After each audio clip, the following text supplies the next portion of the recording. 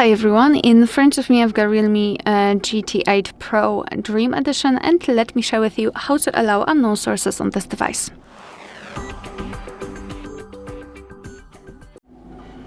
So let's begin with opening the settings, and here we have to scroll down to find security and privacy.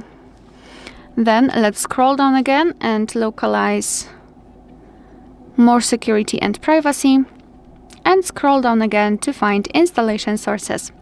So here we've got the list of apps which are allowed or not allowed to install some content, and of course we can change it. So for example, let's pretend that I'd like to download the app from Chrome, so from the browser.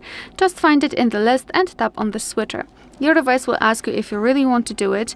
You have to know that you're doing it on your own responsibility, because third-party apps aren't verified by the developer, so you may put your data and actually whole device at risk. So remember about that and choose the apps wisely. Of course, simply tap on allowed if you're ready, and now the Chrome is turned on, which means that we can download the app from this source. And of course it works the same with all other apps. You can always remove previously granted permissions just by tapping on the switcher again. Alright, so that will be all. Thank you so much for watching. Please hit the subscribe button and leave the thumbs up.